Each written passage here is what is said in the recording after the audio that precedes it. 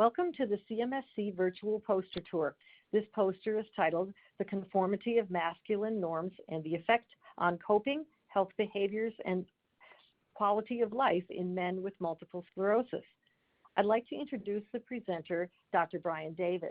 Dr. Davis is Clinical Health Psychology Fellow at the Mellon Center for Multiple Sclerosis at Cleveland Clinic in Cleveland, Ohio. Welcome, Dr. Davis. Thank you so much for having me. I'm very excited for the opportunity. Great. Well, you have stated that masculinity and gender norms affecting men with MS has not really received enough attention in the literature. Tell us what you mean by that. So what happens is we as men have a hard time living up to the gendered expectations that our society kind of puts on us. So some of these gender roles, being a provider, being independent, being tough, being strong, being athletic, being all these things that are really hard to do, especially in conglomeration. And that's just for the everyday person. Then you think about layering that on top of a male dealing with MS symptoms, where they're dealing with potential physical disability, cognitive concerns, mood, anxiety concerns. So it's really hard then if they're adhering to these kind of gender norms or trying their best to, and then you add in this disease that makes that very, very hard and almost like turns their world upside down in terms of expectations and maybe family role and all these other things. So in summary, MS is construed with weakness, which goes against a traditional male gender norm. Is that correct? Absolutely. So, yeah. So, in terms of weak, I mean, us as men, we're not supposed to be weak, right? We're supposed to be strong. We're supposed to be emotionally strong, physically strong. So yeah, part of that, with some of the symptoms that men are dealing with in terms of MS just completely contradict what they are supposed to be, what they ought to be according to society. Your study uses the Conformity of Masculinity Inventory 46. Tell us a bit about that tool.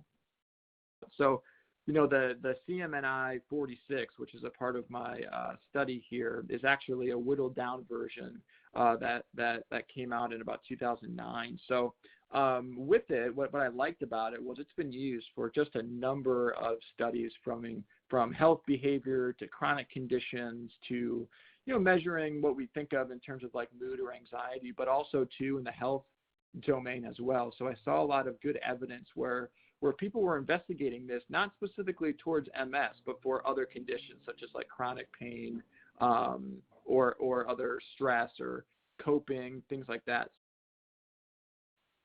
And what is the status of your research project now? Currently, I am in the analysis of all of my data. Masculinity is going to play a role in terms of men's coping, health behaviors, and quality of life. So what more recent research has shown is that there isn't this direct relationship necessarily that is kind of expected.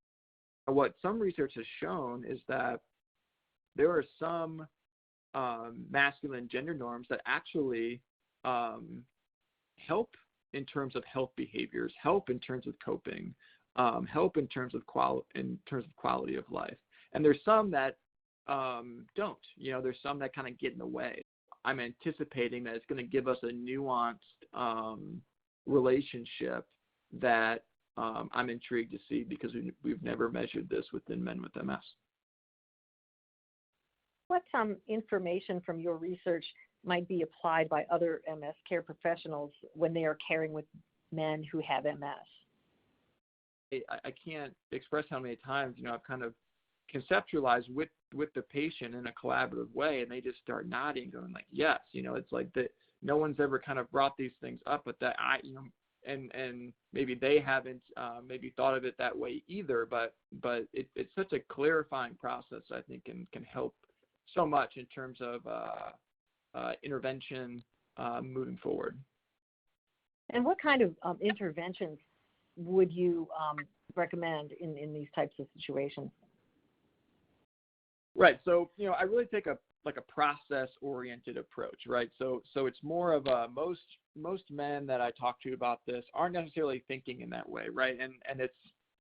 And you tend to kind of break things down, and because when we start saying things like gender role strain and role conflict and dysfunction strain and things like that, people get a little bit lost. So it's just breaking it down in more of a conversational, collaborative conversation that I think you can really pull a lot of men in, because it's almost like they recognize that they're allowed to talk about this, and it's okay to talk about this, and you start to really increase in terms of self-compassion and really getting at the root. Well, great topic. Thank you very much for discussing it with us today. Absolutely. Thank you so much for the opportunity. I think it's a very important topic, and hope it's something that can grow and expand, and so we can be there for more men dealing with MS.